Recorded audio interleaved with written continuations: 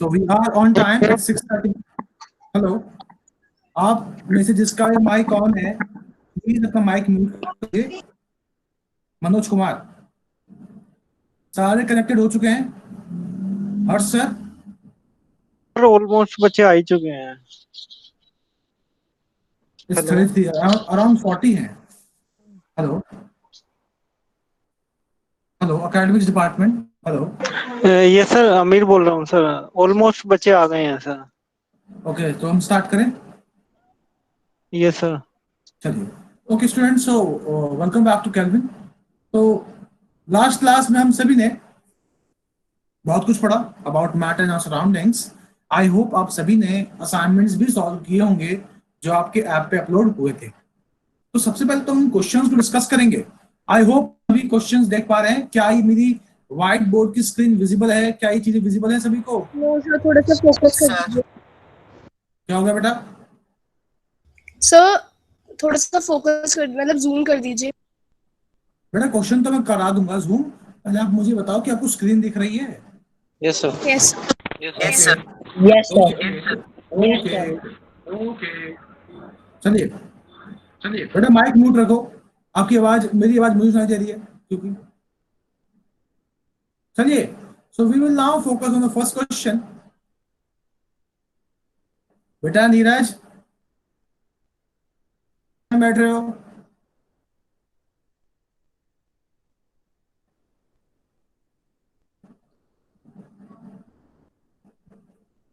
नीरज, आपको अपनी screen present नहीं करनी है। एक बार और किया आपने, यू विल बी आउट। चलिए, पहला question. The question is, during respiration glucose and sir oxygen screen show नहीं कर रही। No sir, it's visible. No sir, it's visible. Sir visible है स्क्रीन तो। हाँ बेटा, मेरा स्क्रीन तो सर विजिबल मेरे है। में शो नहीं कर रहा। बेटा अब हो आप रहा अपना है? इंटरनेट चेक कीजिए। अब हो रहा है बेटा, देखो ध्यान से। Sir, Neeraj Kumar is presenting the screen again. ये कौन है? तुम्हारा इसको हटाइए। Academics department. ये सर। आमिर सर मैं चेक देखिए करता हूँ। कौन है। यस सर, मैं इसको चेक हटाइए और फिर से फोन में बात कीजिए, तो समझ नहीं आ रहा है बच्चे को। ओके, अभी विजिबल सभी को? पहला क्वेश्चन है। Yes sir. चलिए पहला क्वेश्चन डिस्कस करते हैं। During respiration glucose and oxygen enter body cells and waste products carbon dioxide and water leave the body of cell by the process of, I hope the answer is clear, diffusion. Okay, now let's move to next question. Arrange the following in increasing order of rate of diffusion. ठीक है, आप सभी को ध्यान देना है, यहाँ पे रेट ऑफ डिफ्यूजन की बात हो रही है। ठीक है, और आपको मैं बताया था कि जो काइनेटिक एनर्जी है कहीं ना कहीं वो रोल प्ले करेगा रेट ऑफ डिफ्यूजन को स्टडी करने के लिए। ओके, तो आप सभी को याद था कि, याद होगा भी, गैस की काइनेटिक एनर्जी ज्यादा होती है as compare to liquid, liquid की ज्यादा होती है एज कम्पेयर टू सॉलिड्स। ठीक है, तो ये ऑर्डर है काइनेटिक एनर्जी का, और जो काइनेटिक एनर्जी का ऑर्डर होगा वही आपका डिफ्यूजन का ऑर्डर होने वाला है। सो यहाँ पे तीन ऑप्शन दिए हैं मैंने। पहला ऑप्शन है chalk particle on board, second option है fragrance of burning stick, third option है पोटेशियम परमैंगनेट इन वाटर। आप सभी देख रहे हैं ये सॉलिड एंड सॉलिड का केस है, इसका तो मिनिमम होने वाला है रेट ऑफ डिफ्यूजन, तो सबसे सबसे कम होने वाला है। तो आप देखिए इसमें कौन सा, ए और बी दोनों में मिनिमम 1 और 1 आ रहा है। आगे देखते हैं। Next is fragrance of burning stick, incense stick. आपको पता है ये क्या है, गैस में डिफ्यूजन की बात कर रहा है, तो इसका क्या होगा, मैक्सिमम होगा। अगर ये मैक्सिमम होगा तो should be the maximum point. यहाँ पे 2 है, यहाँ पे 3 है, तो ऑटोमेटिकली आपका आंसर कौन सा ही हो गया, ए। किसी को डाउट है इसमें? No sir. आगे बढ़े? Yes sir. चलिए next question. Next question is, when a crystals of potassium permanganate is placed in the bottom of the water in a beaker, the water in the whole beaker turns purple on its own, even without mixing. This is an example of, I hope आप सभी को पता है, it's an example of diffusion. Very good.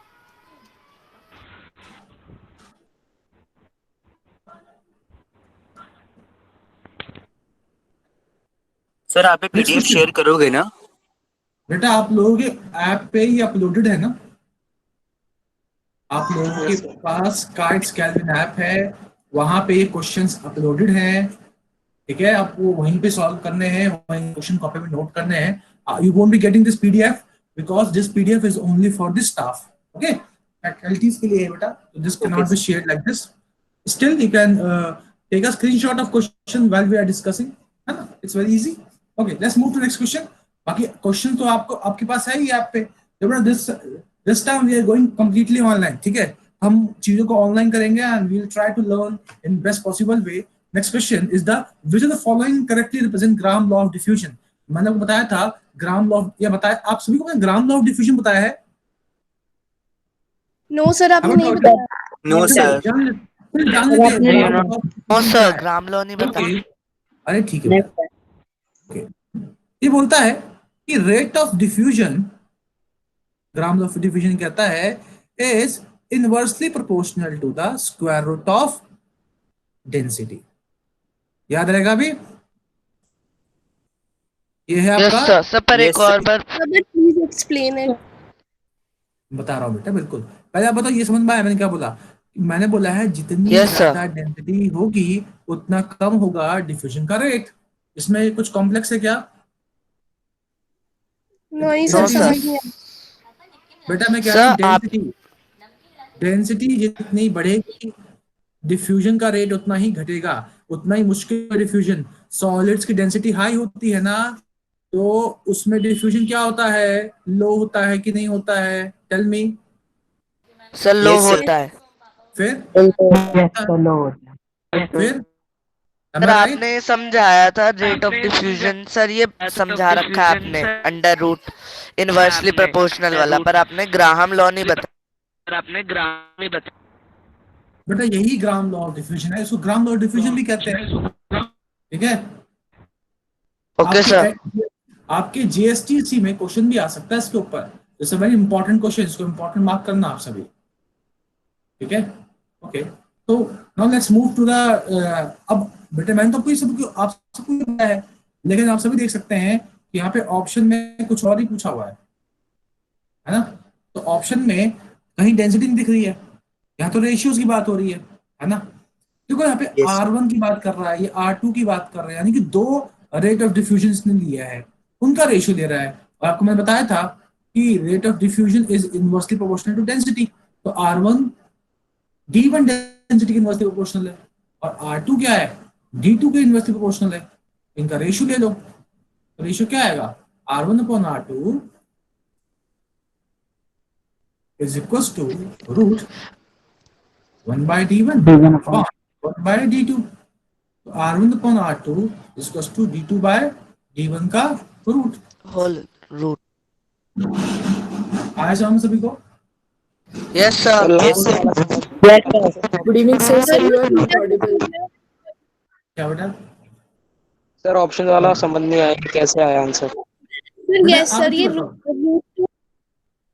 देखो बेटा, देखो ये root तो आप सभी को मैथमेटिक्स में जानते ही होंगे, ठीक है। ये फॉर्मूला है, ये फॉर्मूला आया कैसे, अभी हमें इसकी टेंशन नहीं लेनी है, ये एक एक्सपेरिमेंटल प्रोसेस है, इसकी आपको जरूरत नहीं है कि फॉर्मूला डिराइव कैसे हो रहा है। डेरिवेशंस नहीं है, अभी आपको नहीं समझता डेरिवेशंस, ठीक है। 11th 12th में डेरिवेशंस नहीं आने वाले इस तरह के, क्यों ही हो गया, ठीक है। तो डोंट वरी अबाउट दैट। नहीं सर, ये जो आपने, एक्सक्यूज मी सर, सर मैंने अभी ज्वाइन किया है सर, क्योंकि मुझे आईडी बहुत लेट मिली थी सर। आप प्लीज बता देंगे आपने अभी तक क्या पढ़ाया है? मैडम क्वेश्चन डिस्कस कर रहे हैं, जो हमने असाइनमेंट आपको दिए हैं उनके क्वेश्चन डिस्कस कर रहे हैं, उनके आंसर डिस्कस कर रहे हैं, या कोई क्या पॉसिबल उसका आंसर हो सकता है वो डिस्कस कर रहे हैं। तो अगर आपको कोई डाउट होगा, you have my number, you can ask me, ठीक है, आफ्टर दिस क्लास। अभी हम इस क्वेश्चन को डिस्कस कर रहे हैं। यहाँ पे बोला गया है कि इन चारों में से कौन सा ग्राम लॉ ऑफ डिफ्यूजन है। हमने बताया था कि Graham law of diffusion is inversely proportional to square root of density, ठीक है।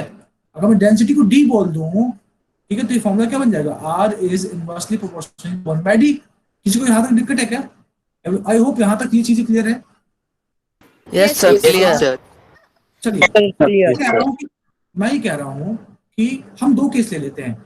एक में रेट ऑफ डिफ्यूजन R1 है, तो उसमें ये बन जाएगा रिलेशन, है ना। इसमें रिलेशन ये बनने वाला है कि rate of diffusion R1 is inversely proportional to square root of density, ठीक है।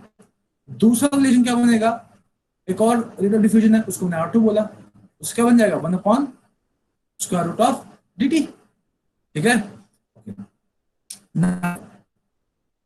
मैंने क्या किया है, इनका रेशियो लिया है, इनका रेशियो लेने के लिए मुझे ये साइन हटाना पड़ेगा, ठीक है। जब भी मुझे प्रोपोर्शनैलिटी का साइन हटाना होता है तो मैं क्या करूंगा, k लूंगा, R1 equals to k root 1 upon d1। Similarly R2 equals to k 1 upon root d2। किसी को यहाँ तक डाउट है क्या?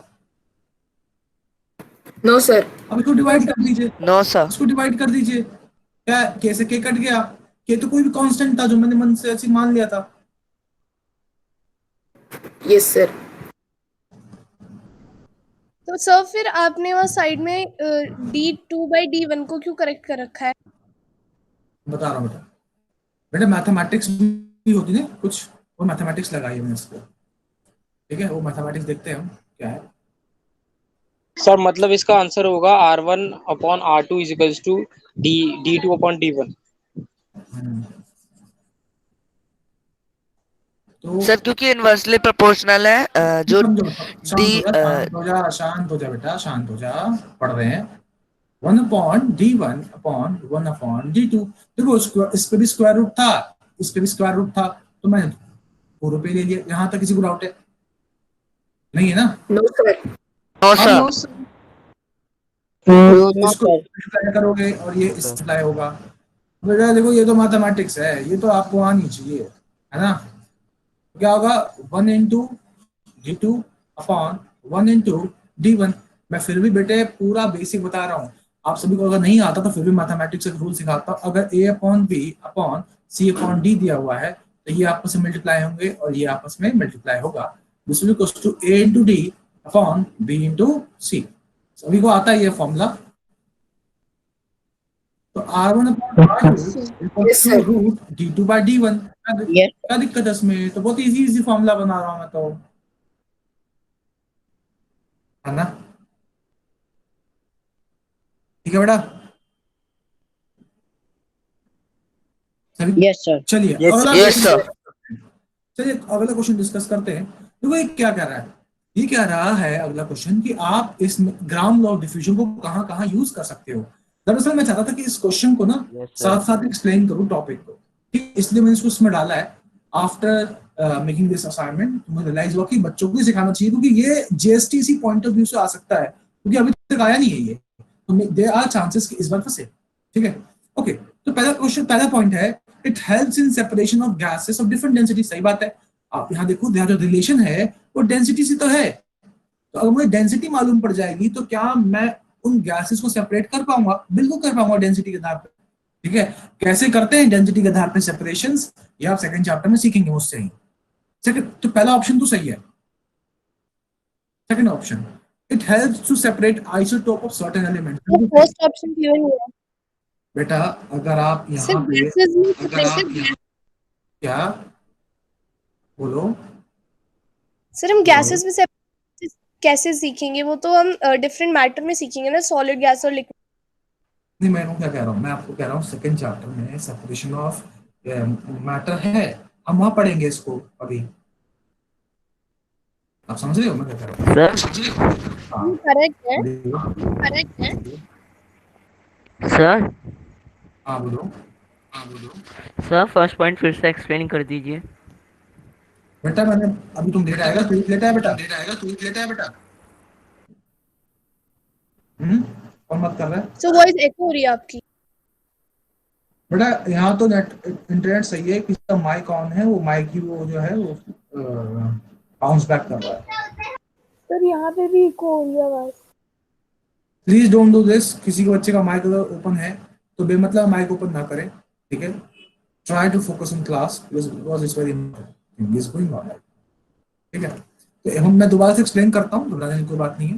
फर्स्ट क्वेश्चन इज कि first option is it helps in separation of gases of different density. सही बात है ना। अगर मैं ये कह रहा हूँ कि rate is inversely proportional to density, इसका मतलब क्या है कि जो रेट ऑफ डिफ्यूजन है वो डेंसिटी पे डिपेंडेंट है। अगर मुझे गैसेस की डेंसिटी का आइडिया हो जाएगा तो क्या मुझे सेपरेट कर पाऊंगा?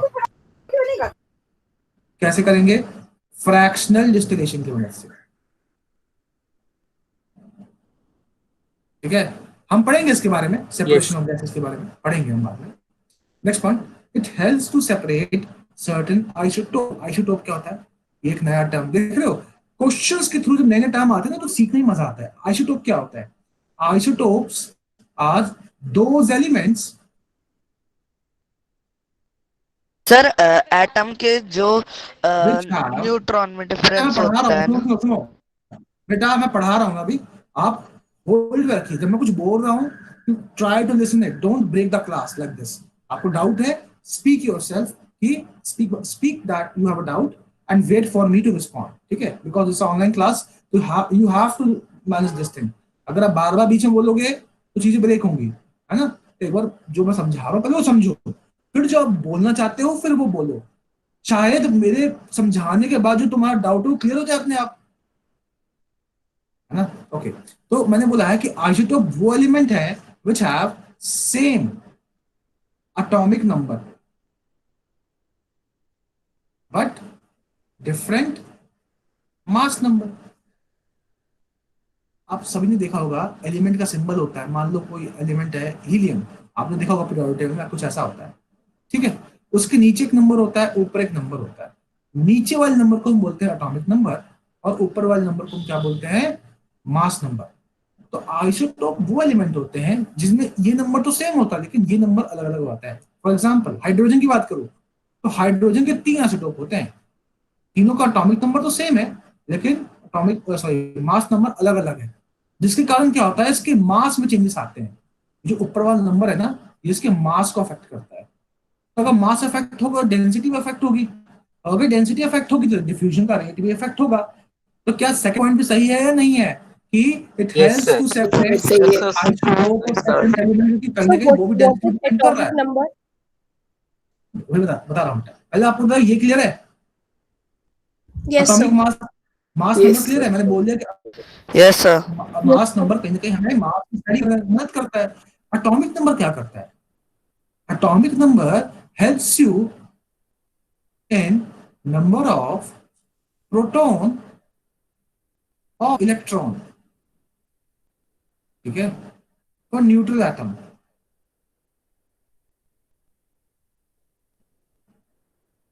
तो न्यूट्रल एटम के प्रोटॉन और इलेक्ट्रॉन की जानकारी देता है। तो हीलियम में 2 प्रोटॉन है और 2 इलेक्ट्रॉन है, ठीक है?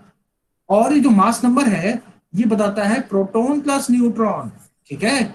और याद रखना किसी भी एटम का जो मास है ना वो प्रोटॉन और न्यूट्रॉन से ही आता है। प्रोटॉन प्लस न्यूट्रॉन का जो combination that is mass number, और उसी से उसका मास भी ठीक है? So what are proton and electron? These are subatomic particles present in the atom, ठीक है? When you divide, देखो पहले ही बोला गया था कि atom divisible नहीं है, but after some time it was found that atom is divisible. Basically, atom is divisible into electron, proton, and neutron. These are subatomic particles. Proton and neutron are present in the nucleus of atom, while electrons are revolving around these proton and neutron in a fixed defined circular path. ठीक है? तो मैंने क्या बोला है इसको एक बार आसान भाषा में समझने की कोशिश करें, ठीक है? तो मैंने बोला है कि किसी भी एटम के सेंटर को होता है न्यूक्लियस, उसी में होता है प्रोटॉन और न्यूट्रॉन, उसके चारों ओर इलेक्ट्रॉन घूमते रहते हैं सर्कुलर पाथ पे से, ठीक है? ये बोर की बहुत सारी थ्योरी बेटा, बहुत सारे लोगों ने एटम की जानकारी दी, बहुत सारे साइंटिस्ट ने बताया कि मेरे हिसाब से एटम ऐसा है, मेरे हिसाब से एटम ऐसा है। हम उसके बारे में पढ़ेंगे 4th चैप्टर में, स्ट्रक्चर ऑफ एटम में। तो वहां पे बताऊंगा मैं आपको कि थॉमसन ने क्या बोला कि एटम कैसा है।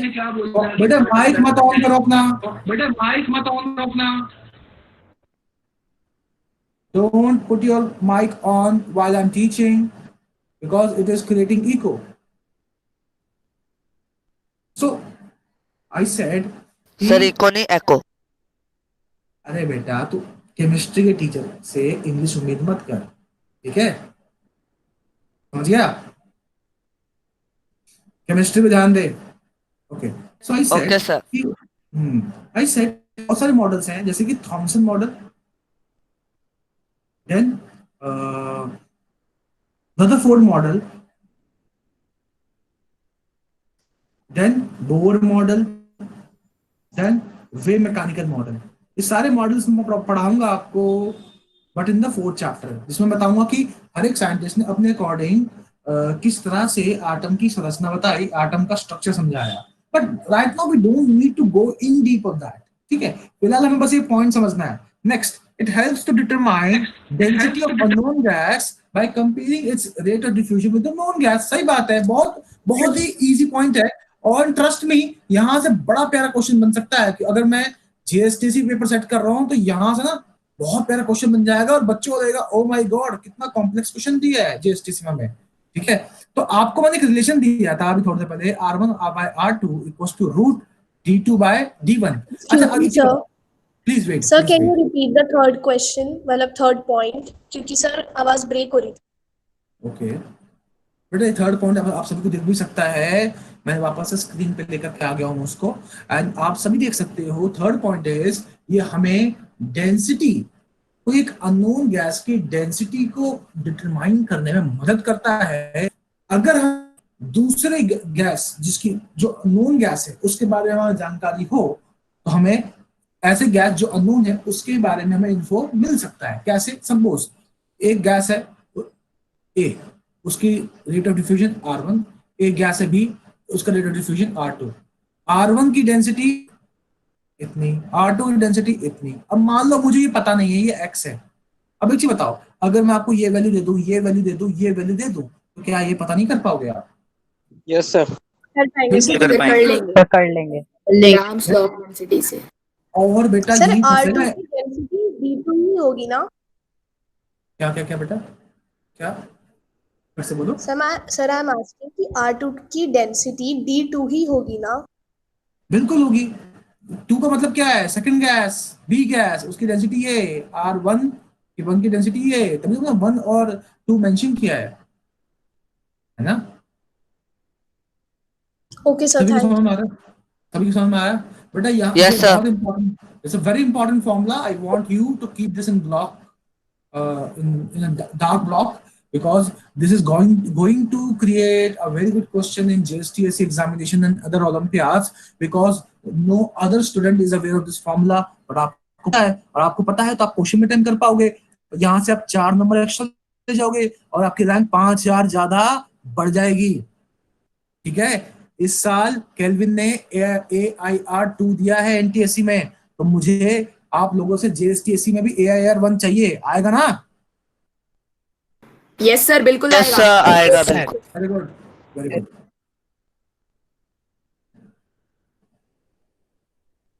चलिए, now let's move to next assignment. ठीक है, सभी को विजिबल है? Yes, sir. Yes sir. Excuse me, sir. Yes. Sir, in the first DPP, there was a question that either ammonia or CO2, which gas evaporates, मतलब कौन सी दोनों में से पहले इवेपोरेट होती है, शायद ऐसा ही क्वेश्चन था सर। इवेपोरेशन में पढ़ाया नहीं आपको? मैंने तो इवेपोरेशन पढ़ाया ही नहीं है, मैं कहाँ से क्लियर करूँगी, है ना? जब इवेपोरेशन पढ़ेंगे तो क्लियर कर लेंगे। वो बात नहीं, आ गया तो कोई दिक्कत नहीं है। मैंने रेट ऑफ डिफ्यूजन में तो नहीं बताया था, पर बता दिया ना।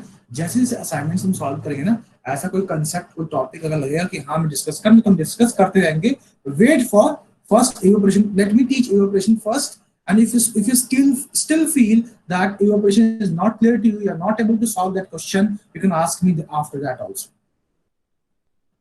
Okay, sir. Okay, so now let's move to the next question, which is this one.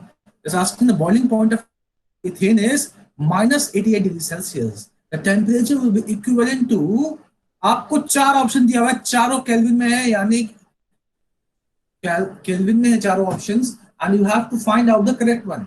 आप सभी को फॉर्मूला तो याद ही होगा, kelvin equals to degree Celsius plus 273। आपको मैंने 0.16 या 0.15 भी बताया है, लेकिन आपको स्मार्ट बिहेव करना है। और स्मार्ट बच्चा तो कैसे सोचता है, ऑप्शन देखता है, उसको दिखता है कि ऑप्शन में कहीं भी 0.5 वाली वैल्यू नहीं चल रही है, तो मैं काय को लूं ये वैल्यू, हटा देगा वो, नया फॉर्मूला बनाएगा अपने एंड से, वो वैसा फॉर्मूला बना देगा। ठीक है, अब डालेगा वैल्यू -88 प्लस 273, सॉल्व करके फटाफट आंसर दो। सर 185 185 के 185 जस्ट आपको स्क्रीन पे आंसर दिख रहा है तो आप वैसे ना बोलो, बिकॉज बेटा हम यहाँ सीख रहे हैं, ठीक है, क्योंकि जो सिखाऊंगा केमिस्ट्री मैं ही सिखाऊंगा, आपको पता है, तभी आप लोग यहाँ पे हो। तो ट्राई टू सॉल्व, अगर आप लोगों ने नहीं किया है, कोई अगर आंसर देख को आंसर दे रहा है बेटा, तो अपने आप को धोखा दे रहे हो, ठीक है। It is your career, we are just putting our efforts to make your career. End में तो आपको बनाना करियर, ठीक है, और करियर ईमानदारी से मेहनत करने से बनता है, रिमेंबर दिस। सभी का 185 आंसर आया है, मुझे चैट बॉक्स में यस लिखिए, मैं सभी का यस दिखना चाहता हूँ चैट बॉक्स में। Right in the chat box, सभी का 185 आ रहा है कि नहीं आ रहा है आंसर? जिसका नहीं है वो लिखो, मैं सॉल्व सॉल्व करके दिखाऊंगा।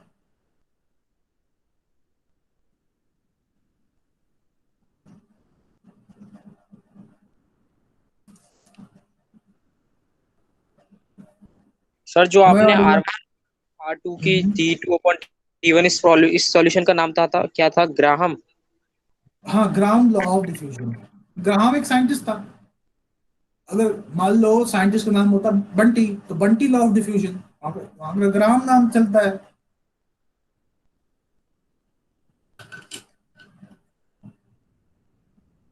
सर बट्टी लॉ ऑफ डिफ्यूजन। बेटे वो मजाक कर रहा हूँ मैं आप लोगों से, मैं ये कह रहा हूँ कि वो साइंटिस्ट का नाम है। अगर कोई इंडियन होता, इंडियन साइंटिस्ट की श्रुति, तो श्रुति लॉ ऑफ डिफ्यूजन बन जाता। वो साइंटिस्ट अपना नाम डाल दिया, कॉम्प्लेक्स नहीं फील करना है। ये ग्राहम क्या है, नाम है बच्चे का या साइंटिस्ट का जो एक्सपेरिमेंट कर रहा है। बेटा आप सभी आंसर लिखिए, यस सभी का न्यूमेरिकल सॉल्व हो गया। मैं आप सभी के चैट देखना चाहता हूँ, किसी का नहीं हुआ तो बता दो। 44 स्टूडेंट से एक ने मुझे रिप्लाई नहीं किया अभी तक। सर कर दिया। वो चैट नहीं दिख रहा किसी कर का। दिया। सर कर दिया है। सर कर दिया है। Okay, let me check. Okay, very good. I can see you. Okay, very good. That's great. I'm happy you are able to solve these questions. Okay, let's move to next question now. Question number 2. The SI unit of measuring temperature is, I hope it is very clear Kelvin. with all of you. It's Sir Kelvin. Kelvin. Very nice. Sir Kelvin. Let's move to third question. It's on converting 308 Kelvin to 329 Kelvin, 391 Kelvin to Celsius scale. The correct sequence of temperature will be. It's a very fine question. It may come in your competitive examination. Though it's an easy question, but it is time consuming. तो आप लोगों को दिखना, आप देखो यहाँ पे ना वो खेलना चाहिए आपको। क्या खेलना चाहिए? Eliminate the least possible option, ठीक है। आप एक काम करो, ठीक है, आप देखो, आप चारों ऑप्शन देखो, यहाँ पे 35 है, यहाँ 33 है, 56 है, ठीक है। यानी कि पहले आप ये सॉल्व कर लो, फिर आप ये सॉल्व करो, ठीक है, और आपको मालूम पड़ जाएगा सही आंसर कौन सा है, ठीक है। करके देखिए, 308 में से 273 माइनस करो 35, यानी कि या तो बी होगा या तो सी होगा। अब इसको देखो, अब 391 से 273 माइनस करो तो 38, 11 गया 8, और ये कितना 9, 8 और 118। 3 11, 118 ये आ गया, यानी कि ऑप्शन सी। आप समझ रहे हो? अब देखो, एक बच्चा क्या करेगा, एक बच्चा ये भी सॉल्व करेगा, फिर वो ये भी करेगा और फिर ये भी करेगा। इतने में उसका जो कॉम्पिटिटर है, स्पेलिंग पे मत जाना, केमिस्ट्री का टीचर हूं मैं, उसका जो कॉम्पिटिटर है वो 4 मार्क्स का एक और क्वेश्चन सॉल्व कर देगा और उससे 5000 रैंक ऊपर आ जाएगा। ध्यान देना है। तो कॉम्पिटिटिव एग्जाम जो है वो कहीं ना कहीं आपकी स्पीड चेक करता है, आपकी एक्यूरेसी चेक करता है, आप कितने प्रिसाइज है ये भी चेक करता है, ठीक है। तो यही होता है सीबीएसई टीचिंग, नॉर्मल टीचिंग में और एक कॉम्पिटिटिव टीचिंग में, कि हम आपका अप्रोच भी डेवलप करवाते हैं, ठीक है, कि सोचना किस तरह से। चलिए, let's move to question now. I hope you all are enjoying this session and getting fantastic idea about how to solve question, how to approach these questions. ठीक है? Next question: the temperature of 310 Kelvin. 37 degree. 37 degree Celsius. 37 degree Celsius by solving. सभी को आ रहा है 37? Yes sir. Very good. Sir दिख नहीं रहा, क्या है? 300 एंड 310। अच्छा 310।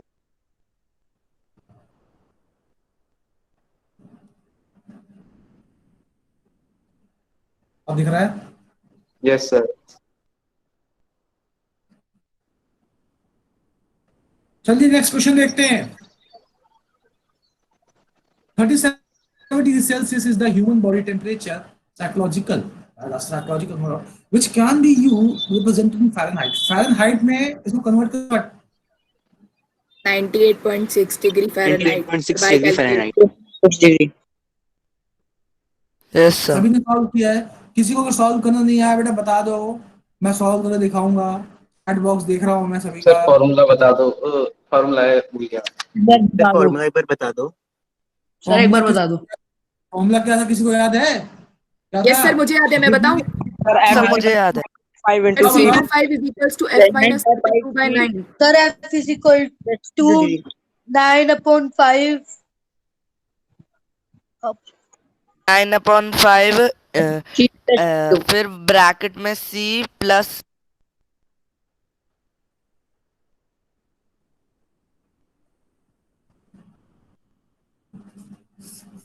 सॉल्व कर ले बेटा इसको, आंसर आ जाएगा।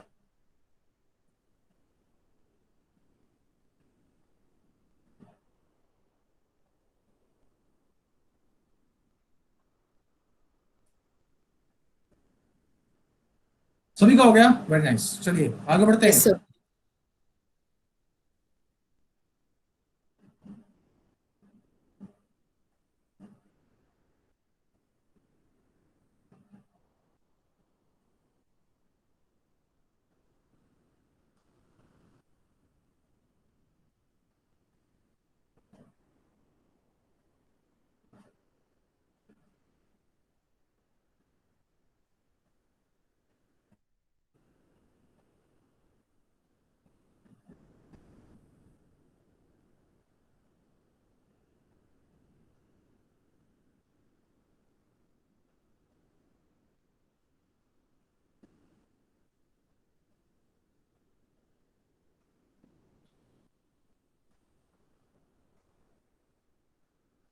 सभी को क्वेश्चन विजिबल है?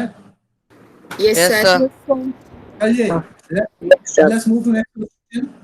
चलिए नेक्स्ट क्वेश्चन देखते हैं। बोले Seema visited a natural gas compressing unit and found that gas can be liquefied in a specific condition of temperature and pressure. While sharing her experience with friends, she got confused. Help her to identify the correct set of conditions for liquefaction of gas. Okay, so I hope you all remember the conditions. Sir, high pressure, low Yes temperature. Yes, sir. sir. Low Low temperature. temperature and high pressure. Larsen and turbo and Hindustan petroleum, याद रहेगा सभी को ये। Yes sir. Condition liquefaction of gas. So what? Turbo? Sir code word बताएं। Okay. So please next time don't show the options. But I can't do that. फिर मुझे पूरा question देखो, ये तो बेटा आपको सॉल्व करने चाहिए ना पहले से। आपको देखो बेटा, ये स्कूल एग्जाम नहीं है, यहाँ तो सीखने के लिए बैठे हो। यहाँ तो आपको ऑप्शन दिख रहा है, तब भी आपको सोचना है कि क्या मैं सोच पा रहा हूँ या मैं सोच पा रही हूँ। नहीं यार सोच पा रहे तो मुझे बताओगे आप, और मैं आपको सर बताऊंगा जैसे कैसे। पेपर खत्म होने के बाद पेपर सॉल्व करवाते हैं टीचर। एग्जैक्टली आपने पेपर किया है ना खुद से, ये सॉल्व डिग्रीज तो दी थी मैंने आपसे, टेस्ट आपने अटेम्प्ट Yes किया ही sir. था। Done. ठीक है, you all know your performance. तो अगर आप यहाँ मेरे सामने बेटा आप सभी इक्वल हो। ऐसा नहीं होगा कि अगर आप मुझे आंसर बता रहे तो आपकी इमेज बन जाएगी और नहीं बता रहे तो नहीं बनेगी। All are equal for me. I will be judging you all on the basis of your performance only. जो मैं टेस्ट दूंगा उसमें जो आपकी परफॉर्मेंस है, उसमें जो आपका अप्रोच है, वही आपका जजिंग क्राइटेरिया होगा। यहाँ तो आप कितने ही देख देख के आंसर बोले, आई डोंट केयर, मैं वहां पढ़ूंगा क्या लिख रहे हो। चलिए मैंने बोला और मैं बताया कि गैस के लिक्विफिकेशन के लिए टेम्परेचर को लो करना है और प्रेशर को हाई करना है। प्रेशर बढ़ाते जाओ, टेम्परेचर घटाते जाओ, और you will see that gas will liquefy. बेटा अपना माइक बंद करो, बेटा अपना माइक बंद करो। और किसका माइक खुला है? इसका माइक खुला ही है, आवाज आ रही है बहुत। बेटा तो माइक चेक सर करो। आप किसी का नहीं खुल I can hear lots of sound.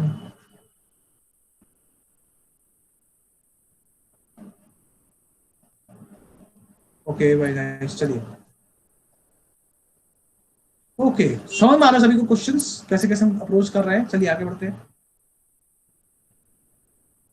Latent. Next question, which of the following energy is absorbed during the change of state of a substance? बताओ। सर लेटेंट हीट, क्यों Latent heat. Sir because it is sir ये जो वो होता है inter particle force of attraction cover करती है, और दूसरी ब्रेक करने के लिए यूज होती है sir. Yes sir. Very good, इसका आंसर होगा बी, लेटेंट हीट। आपने भी बताया था कि latent heat is that amount of heat which is required to break inter particle force of attraction. ठीक है, okay. Next question, when heat is constantly supplied by a gas burner with a small flame to melt ice, the temperature of the ice during melting will be will not increase. Way not increase during phase change. आपने बताया था phase change के दौरान temperature क्या होता है? Constant होता है। कांस्टेंट टेम्परेचर का कारण क्या है? इसका कारण है बेटा, जो भी एनर्जी आप दे रहे हो, that energy is coming in the form of latent heat. ठीक है, और अगर लेटेंट हीट के फॉर्म में आ रहा है तो वो काइनेटिक एनर्जी को नहीं बढ़ाएगा। अगर काइनेटिक एनर्जी ही नहीं बढ़ रही है तो डू यू थिंक कि टेम्परेचर बढ़ेगा? एंड डू यू थिंक कि टेम्परेचर में कोई चेंज ऑब्जर्व करोगे आप? नो। ठीक है, it does not increase at all. चलिए, let's move to next questions.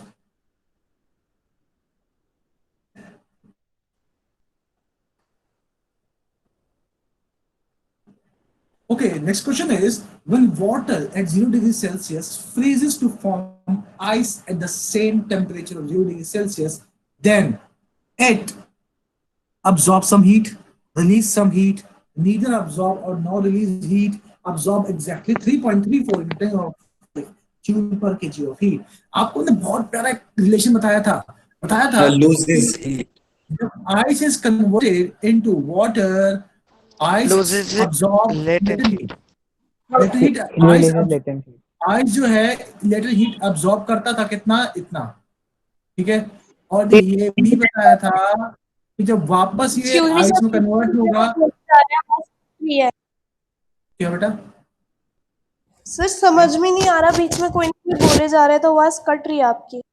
बेटा आप सभी अपना माइक बंद रखें, मुझे आप सभी से जवाब नहीं चाहिए, मुझे क्वेश्चन डिस्कस करना है। मुझे पता है आप सभी को आता है, बहुत स्मार्ट और ब्रिलियंट बच्चे हो, तो keep your mic muted and try to listen what I am teaching you.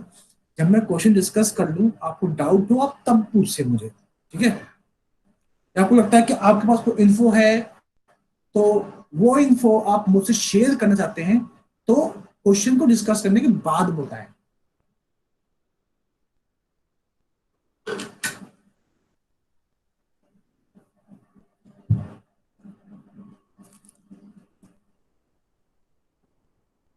तो प्लीज स्टार्टिंग से एक्सप्लेन कर दीजिए। बेटा मैंने बताया था कि जब आप आइस से वाटर में जाते हो तो लेटेंट हीट अब्सॉर्ब करते हो इतनी, लेकिन जब वापस वाटर से आइस में आते हो तो उतनी ही हीट रिलीज करते हो, है ना? तो रिलीज सम हीट। अगर मान लो एक ऑप्शन बी होता, एक ऑप्शन सी, पता क्या होता? मान लो सी होता, releases heat of 3.34 into 10 to the power 5 joule per kg। Better option कौन सा था? सी। C. Why was saying this? Why was saying this? आपने सर सी क्योंकि क्यों ये चूज किया? एक्चुअल है। यस, मोर स्पेसिफिक डेटा आ रहा है यहाँ पे, समझ रहे हो? सर क्योंकि ज़्यादा एग्जैक्ट अमाउंट बता रहा है ना, इसलिए। Yes sir. Very good. Sir अगर एक ऑप्शन डी होता जिसमें बोथ बी एंड सी होता तब क्या होता? तो आप दोनों चूज कर सकते थे, क्योंकि देखो अगर वो बोलता कि 1 kg वाटर है, तो उसी ऑप्शन बन गया। उसने बोला some amount of water is there, तो हो सकता है 1 kg हो, या हो सकता है 1 kg से ज्यादा हो, या हो सकता है 1 kg से कम हो। तो ऑप्शन बी तो सही है ही, कुछ हीट रिलीज होगा। ऑप्शन सी भी सही कहीं ना कहीं हो जाता है कि जितना होगा ही होगा, तो ये ऑप्शन टिक मार देते हैं आप, है ना? Yes sir. तो पता है यहाँ पे पता क्या होता है, यहाँ कंट्रोवर्सी होती है। ये जो क्वेश्चन सेट करता है वो एक माइंड सेट से क्वेश्चन सेट करता है, वो एक अप्रोच लेके चलता है, उससे एक विजन होता है, तो उसके अकॉर्डिंग वो ऑप्शन होगा। वो बोलेगा ना जी मेरे हिसाब से ऑप्शन सी था, मैंने तो ऑप्शन सी सोच के रखा था, आपने पर की डेटा को देना था। तो वहां पे वो क्वेश्चन फिर दिक्कत करता है। तो ऐसे क्वेश्चंस में क्या होता है, कई बार किस्मत चलती है। वैसे तो ऑप्शन डी होना चाहिए आपके मेरे हिसाब से, तो जो आपने बोला। Next move to next question, which of the following statement is correct? less effective in cool substance than water as reading Celsius. It's wrong. आपको बताया था कि ice is more effective, बताया था ना? सर इसमें तो सी भी करेक्ट हो सकता है ना, लेटेंट हीट ऑफ फ्यूजन तो 3.34 into 10⁵ पर जूल। आइस जो है वो ज्यादा इफेक्टिव है कूलिंग में वाटर के मुकाबले 0 डिग्री सेल्सियस में। ठीक है, ठीक है। Next question, steam causes more severe burn as compared to boiling water. This is right. Sir एक बार आप उसका रीजन भी किसका रीजन? किसका रीजन? सर क्योंकि वो इतनी एनर्जी। ठीक है, उसके पास अगले बच्चे क्या डाउट है? लेटेंट अगले बच्चे का क्या डाउट है? चलिए बेटे, मैं ये कह रहा हूँ कि जो आइस ज्यादा इफेक्टिव है कूलिंग के, बिकॉज जब वाटर कन्वर्ट होगा सर इतनी आवाज कट रही है आप। Sir, your voice is breaking. Yes sir, सभी को मेरी आवाज योर दिक्कत आ रही है? सभी को मेरी वॉइस में दिक्कत आ रही है क्या? ये सर Chat अब नहीं आई यस सर। सर अब नहीं आ रही। बाकी बच्चों का क्या? आप लोगों का माइक बंद रखिए, नहीं तो इको होता रहेगा। And you are not understanding this, but बहुत सारे ऐसे बच्चे चुपचाप बैठे पढ़ रहे हैं, उनको दिक्कत आ रही है। अभी मेरी आवाज सही है? सर आपकी आवाज क्लियर आ रही है, कोई इशू नहीं है सर। बाकी बच्चे, Narayan left the meeting, Mansi Sharma, yes sir. Mansi बेटा क्या दिक्कत आ रही है? अभी आवाज क्लियर है मेरी? मनोज जैन, अब सी आवाज? सत्यम गोयल, अभी आवाज सही है?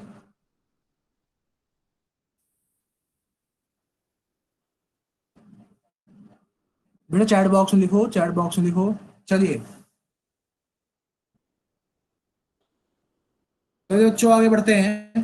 तो बेटा मैंने को बताया था कि जो आइस जब वाटर में कन्वर्ट होता है तो इतनी एनर्जी अब्सॉर्ब करता है सराउंडिंग से।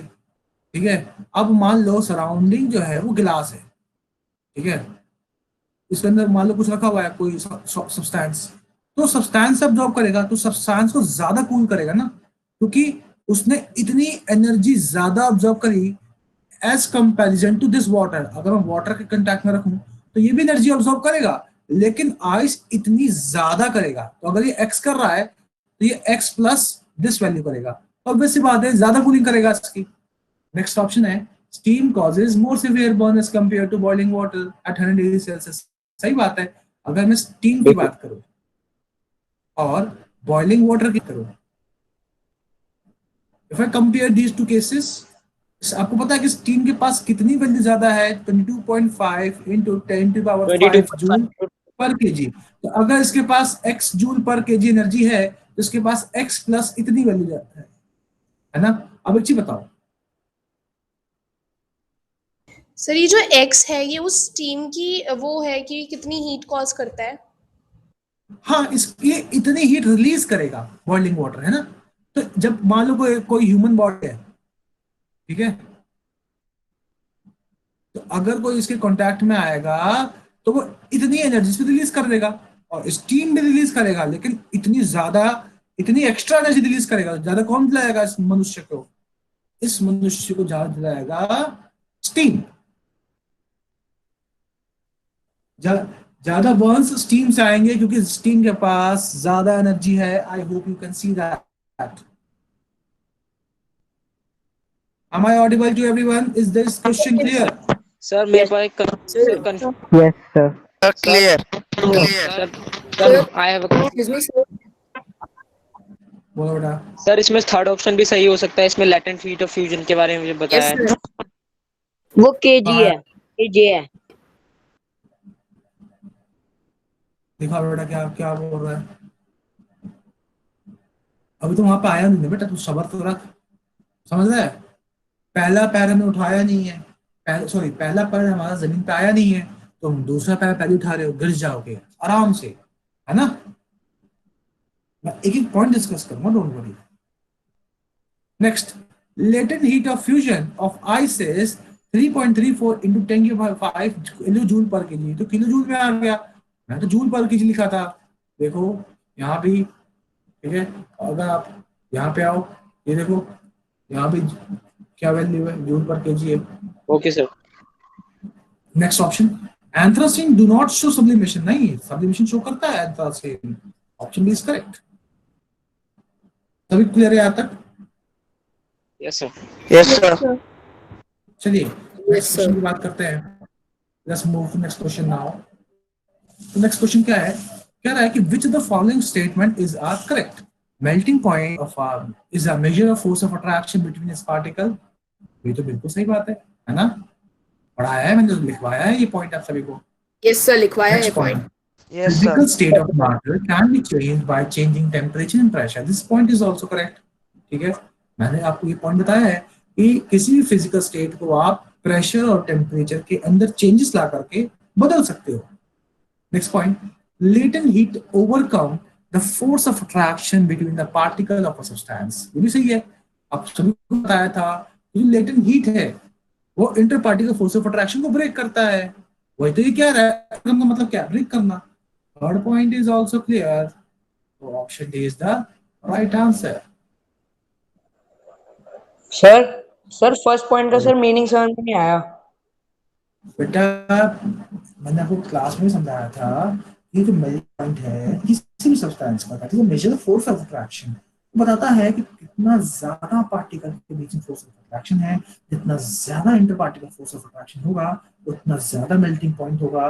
उसका मतलब ये है कि उतनी ज्यादा उसको एनर्जी देनी पड़ेगी inter particle force of attraction को ब्रेक कराने के लिए। तो अगर मैं बात करूं गैलियम की, तो गैलियम रूम टेम्परेचर पे मेल्ट हो जाता है। आयरन बात करूं तो आयरन मेल्ट होता है 1535 डिग्री सेल्सियस पे। यानी कि जो आयरन के पार्टिकल्स हैं उनके बीच का फोर्स ऑफ अट्रैक्शन ज्यादा है एज कंपेयर टू गैलियम के पार्टिकल्स के। कोई डाउट है यहाँ तक? क्लियर डाउट बेटा? Yes sir. नेक्स्ट क्वेश्चन का आंसर बताओ। 22.5 into 10 to the power 5. Sir, question ही नहीं दिख रहा। 10 to the power 5 joules per kg.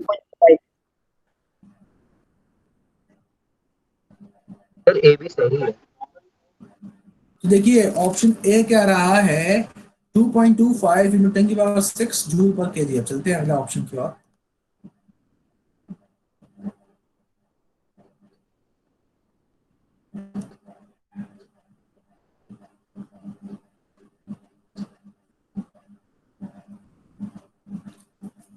अगला है, अब देखो पहला क्या है, पहला है 2.25 into 10 की पावर 6 जूल पर केजी।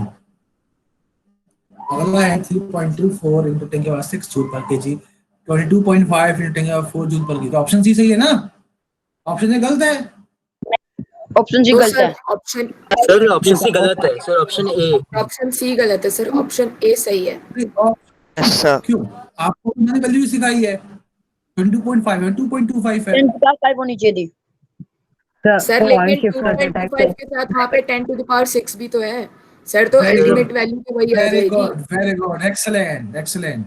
बेटा यहाँ पे ना एग्जामिनर खेल रहा है आपके माइंड से, ठीक है। उसने साइंटिफिक नोटेशन में चेंजेस कर दिए। देखो ये है क्या, जब मैं लिख रहा हूँ 10 की पावर 6, इसका मतलब पता क्या है 10 जो है ये 1 जो है उसके बाद 6 जीरोस हैं, 6 टाइम्स मल्टीप्लाई होगा। ठीक है, दिस इज दिस, यानी कि 10 को आपने 6 बार मल्टीप्लाई किया है, ठीक है। आपको मैंने क्या सिखाया था, 22.5 इंटू 10 की पावर 5, यानी कि 1 2 3 4 5। इसने क्या बोला है, इसका डेटा देखो क्या है, 2.25 इंटू 1 2 3 4 5 6। क्या मैं इसको ऐसे लिख सकता हूँ, 2.25 इंटू 10 इंटू 10 की पावर 5, यस मल्टीप्लाई सर। कर दो, यस सर। हो गया। Yes sir. Yes sir.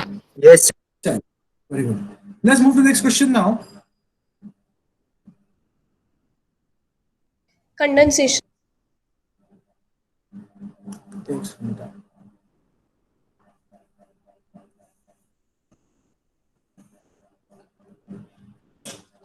चलिए क्वेश्चन सॉल्व करते हैं अगला। The formation of drops of water on the outside surface of a tumbler containing crushed ice is, ये कह रहा है कि अगर मैं एक ग्लास लूं, उसमें चिल्ड वाटर डालू, चिल्ड वाटर, तो आप सभी ने ऑब्जर्व भी किया होगा कि ग्लास के आउटर सरफेस पे वाटर जो है उसकी लेयर आती है नहीं आती है? यस सर, आती है। सर आती है। Yes sir. Yes, sir. Now very good, now क्यों आती है, देखो समझो, ये आपका ग्लास है, एनवायरमेंट में एक आपका कमरा है, ठीक है। अब इस कमरे में क्या है, वाटर वेपर्स प्रेजेंट है, तो जैसे ही वाटर वेपर्स इसके कांटेक्ट में आएंगे इट विल अंडरगो कंडेंसेशन, ठीक है, इट विल अंडरगो कंडेंसेशन। तो क्या होगा, वो यहाँ पे कंडेंस होकर डिपॉजिट हो जाएंगे, सिंपल, इट्स अ कंडेंसेशन। अभी भी क्लियर है बेटा, आवाज क्लियर है अभी? हेलो तो बीच में हो गई थी, अब क्लियर हो गई, एक बार वो निकल तो गया क्लियर। पार्ट। बाकी को भी दिक्कत आ रही है क्या मेरी आवाज में? सर ऐसी कोई दिक्कत नहीं है सर, क्लियर है आपकी आवाज। बेटा नो सर, इंटरनेट आपकी इशू, आवाज क्लियर है। बेटा आप लोग ना थोड़ा सा ऐसी जगह बैठा करो जहाँ पे इंटरनेट आ रहा हो, ठीक है, जहाँ पे आपके फोन में नेटवर्क इश्यूज ना आए। आप सभी तो मोबाइल लेके ही बैठ रहे हो, तो छत पे जाके बैठो, छत पे कॉपी पेन लेके बैठ जाओ, या फिर छत के किसी कमरे में ऐसे बैठ जाओ जहाँ पे इंटरनेट की प्रॉब्लम ना हो, है ना। तो try to acquire a place जहाँ पे आपको इंटरनेट की कनेक्टिविटी अच्छी मिले। अगर आप घर के किसी कमरे में बैठे हुए हैं जहाँ पे इंटरनेट के इश्यूज है, दिक्कत है, या तो आपके पास वाईफाई होना चाहिए, तो दिक्कत नहीं आएगी। अगर वाईफाई नहीं है, थोड़ा सा एफर्ट हम अपने करियर के लिए ले सकते हैं, कोई दिक्कत नहीं है। माना कोरोना एक बड़ी प्रॉब्लम है, लेकिन हमारे डिटर्मिनेशन से बड़ी नहीं है वो। सो हम अगर डिटरमाइंड है तो हम इस एडवर्स सिचुएशन में भी निकल के आएंगे बाहर, and we will win with flying colours, ठीक है। Okay, now let's move to next question.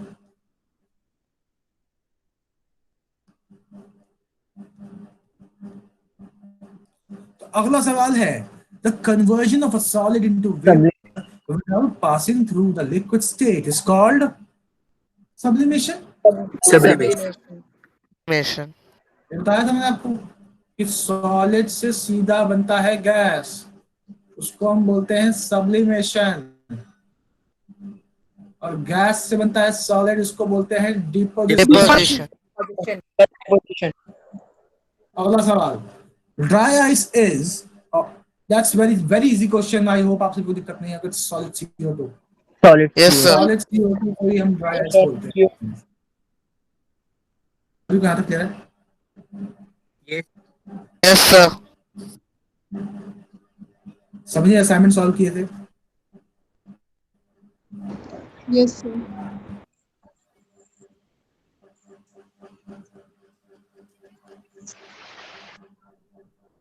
I guess एक गलत फिजिक्स आ गया बेटा इसमें,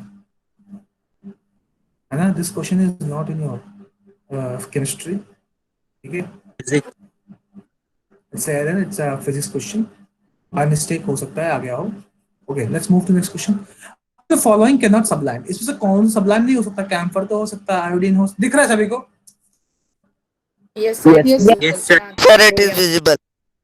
मैं और जूम कर देता हूँ, अब ठीक है? Yes sir. यस तो क्वेश्चन है, which the Yes, following sir. cannot sublime? Camphor, iodine, ammonium chloride, sodium. Obviously बात है, sodium cannot sublime like this, है ना? सोडियम सब्लाइम नहीं होगा, बाकी Yes. सब्लाइम हो जाएंगे।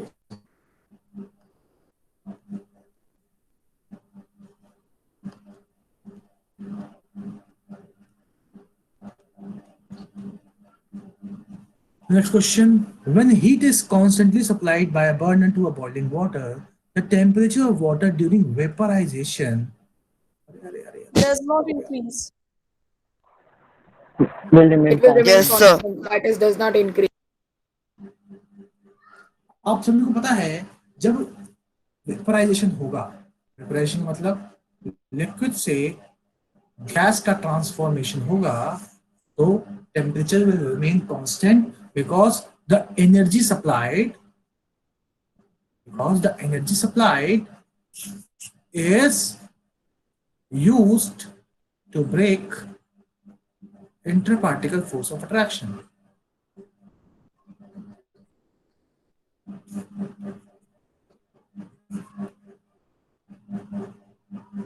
नेक्स्ट क्वेश्चन, चलिए अगले क्वेश्चन चलते हैं। सर एक डाउट है। हाँ सर स्टीम का टेम्परेचर 100 डिग्री सेल्सियस के पार जा सकता है? देखो बेटा, स्टीम आसान भाषा में वेपर है ना? Hello hello, Yes sir. देखो बेटा, वेपर जो होते हैं वो लिक्विड और गैस, इसका इक्विलिब्रियम होता है, दोनों एक दूसरे में रैपिडली कन्वर्ट होते रहते हैं, उसी को बोलते हैं वेपर, ठीक है? और गैस में क्या अंतर है? गैस में इस तरह का कोई टेम्परेचर फेज का इक्विलिब्रियम नहीं होता। सर क्या आप प्लीज लास्ट दोबारा रिपीट कर सकते हैं सर? मेरा थोड़ा नेटवर्क प्रॉब्लम आ जाएगा।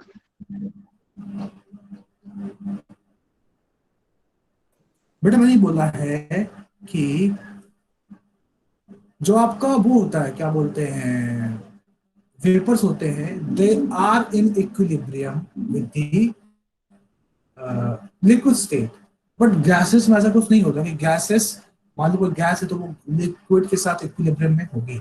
इक्विलिब्रियम से मेरा मतलब ये है कि गैस और लिक्विड में कन्वर्ट हो रही है, लिक्विड गैस में कन्वर्ट हो रही है, ठीक है? तो सर मतलब 100 डिग्री सेल्सियस से भी ऊपर जा सकता है?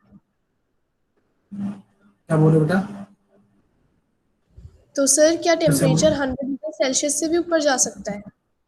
बिल्कुल जा सकती है, अगर आप प्रेशर में चेंजेस लाओगे तो।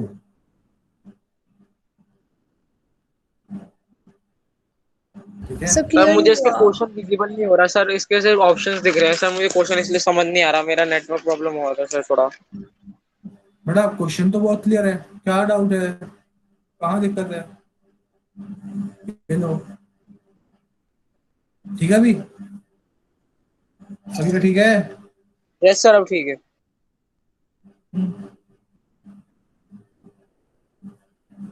आपने प्रेशर कुकर देखा है? Yes sir. Yes sir. तो Yes sir, देखा है। अब एक ही बताओ, प्रेशर कुकर में प्रेशर बढ़ने के कारण जो दाल है वो जल्दी गल जाती है ना? ऐसा फूड Yes sir. जो नॉर्मल कंटेनर में नहीं गलने वाला है, वो वहां पे इजीली सॉफ्ट हो जाता है, जस्ट बिकॉज कि जो स्टीम है वो हाई प्रेशर पे जाता है, तो और ज्यादा टेम्परेचर वहां पे हो जाता है, जो कि उसको इजीली सॉफ्ट कर देता है, ठीक है? इसलिए तो दाल सर वो जल्दी पक जाती है। गैस लिक्विड और लिक्विड गैस में कैसे बदल रहा है जो अभी आपने बोला? बेटा मैं आपको ये कह रहा हूँ कि जो आपको वेपर है ना, वेपर वो लिक्विड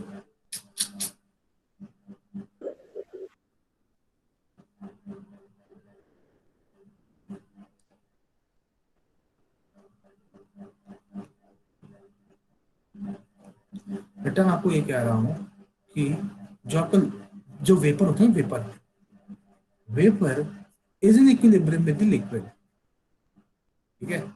तो ये इसमें कन्वर्ट हो रहा है, फिर ये इसमें कन्वर्ट हो रहा है, लेकिन गैस में ऐसा कुछ नहीं है कि गैस वापस लिक्विड में कन्वर्ट होगा, अपने आप नहीं होने वाला ये, बट रूम टेम्परेचर पे ये होता है। आपने देखा भी होगा कि जो आपका वेपर बनता है वो वापस लिक्विड में कन्वर्ट हो जाता है ना रूम टेम्परेचर पे ही, जैसे वो एनवायरमेंटल एनर्जी रिलीज करता है। लेकिन गैस में ऐसा नहीं होता। ऐसा नहीं है कि नाइट्रोजन गैस जो हमारे एनवायरमेंट में अपने आप लिक्विफाई हो जाएगा, अपने आप लिक्विफाई ये नहीं होगा। लेकिन वेपर एंड गैस अलग है। Yes, definitely. Gas is something which is not in equilibrium with the liquids, and vapors are something which are in equilibrium with the liquids. So can you explain the difference between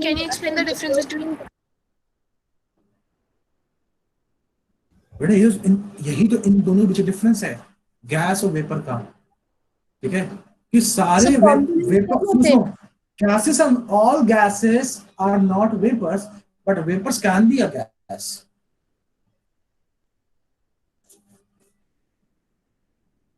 Clear है? Am I clear? Am I audible?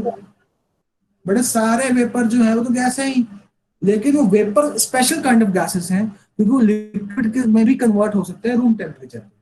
लेकिन gases are not like that. आपके पास जो environment में gases हैं, nitrogen, hydrogen, ये अपने आप कन्वर्ट नहीं होने वाले हैं।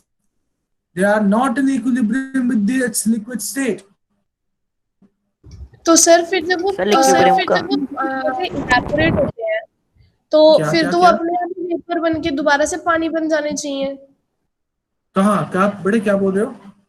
जैसे सर एक लेक है, उसमें अगर सनलाइट की वजह से वाटर इवेपोरेट होती है तो वेपर्स, अभी आपने बोला ना कि वो रूम टेम्परेचर पे ही दोबारा लिक्विडिफाई हो जाते हैं, तो वो वहीं हो जाने चाहिए। नहीं समझो, मैंने जब बोला रूम टेम्परेचर, मैं बात कर रहा हूँ रूम एनवायरनमेंट की बात कर रहा हूँ, ठीक है। अब आप देखो ना, जो आपका ग्लास है, आपने ठंडा ग्लास रखा, जैसे ही वो एनवायरनमेंट वाला वेपर उसे कांटेक्ट में आया वो ठंडा हो गया, ठीक है। ये सब कुछ कहाँ हो रहा है? रूम टेम्परेचर भी तो हो रहा है ना सब कुछ। लेकिन क्या गैस को आप इस तरह से लिक्विफाई कर पाओगे? कौन सा गैस आप लिक्विफाई कर सकते हो इस तरह से? Tell me. मैं चैट बॉक्स में देख रहा हूँ, क्या आप में से कोई एज एग्जांपल दे सकता है क्या, जो आप रूम टेम्परेचर पे ऐसे इस तरह के कंडीशंस में आप कन्वर्ट कर सकते हो? सर वेपर वाले का एक एग्जांपल हो सकता है, जैसे हम पानी को किसी चीज में कंटेनर में गर्म कर देना सर, थोड़ी देर बाद जब उसे निकालेंगे सर, उस प्लेट में ड्रॉपलेट्स आते हैं, देन वो वाटर में भी कन्वर्ट हो जाते हैं। हाँ, मैं वही तो कह रहा हूँ बेटा कि वो अगेन कन्वर्ट हो जाएगा, लेकिन गैसेस में ऐसा नहीं होता ना। जो आपके गैसेस हैं वो, उनका जनरल टेंडेंसी गैसेस स्टेट में रहने का है। Okay sir. Sir it means हम ये कह सकते हैं कि अगर कोई सब्सटेंस रूम टेम्परेचर पे गैसियस स्टेट में है तो सर वो गैस है, और अगर कोई रूम टेम्परेचर पे लिक्विड स्टेट में है और जब हम उसको हीट करेंगे तो वो वेपर बनेगा। बिल्कुल। चलिए अगले क्वेश्चन देखते हैं। Okay Arrange the following in increasing order of force of attraction। आपको बताया था कि melting point is a measure of force of attraction।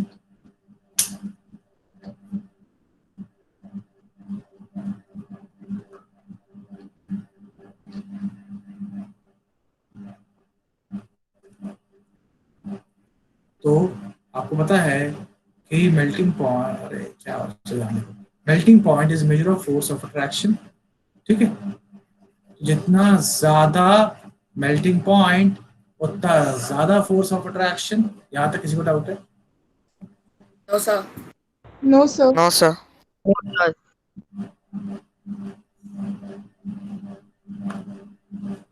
चलिए इस क्वेश्चन को देखिए। Arrange the following increasing order of force of attraction. तो सबसे ज्यादा फोर्स ऑफ अट्रैक्शन किसमें होगा? आयरन। आयरन। आयरन। वैक्स में होगा, फिर आइस में। सर मेरा एक दूसरा क्वेश्चन था सर, आपने जो बॉडी टेम्परेचर को फ़ारेनहाइट में कन्वर्ट करा था, मेरा 73 आ रहा है और आपने आंसर 98.6 बताया था। मैं नहीं बताया, आप लोगों ने बताया। हम सॉल्व कर लेंगे उसको दोबारा। और बेटा आपने तब क्यों नहीं पूछा?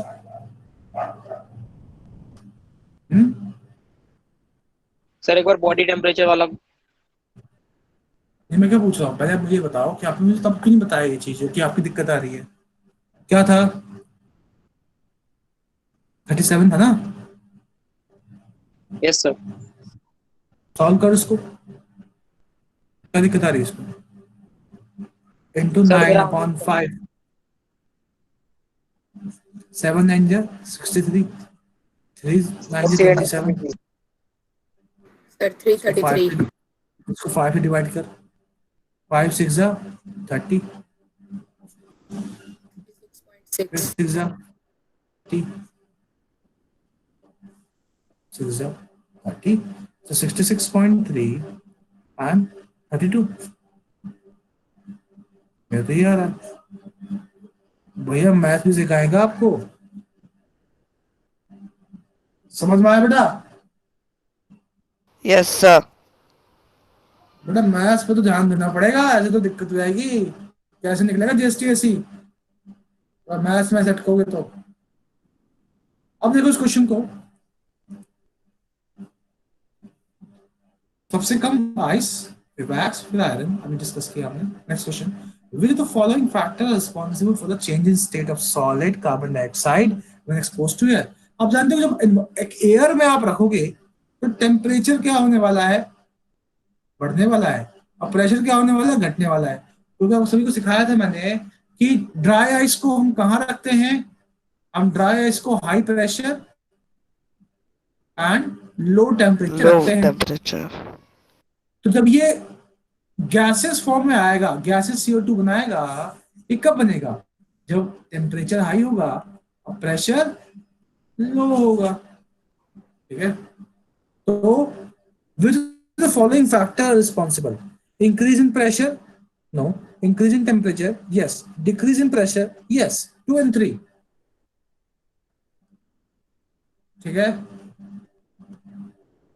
सभी को क्लियर है यहाँ तक? Yes sir. Yes sir. Yes, sir. अगला सवाल, which of the following is the correct way to liquefy gases? पहला, increasing pressure and decreasing temperature, तो बिल्कुल सही है ना? Yes sir.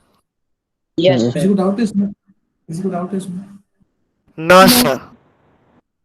बड़ा को डाउट है तो पूछो, फिर हम टॉपिक स्टार्ट करते हैं। 20 मिनट है हमारे पास, वो पढ़ लेंगे।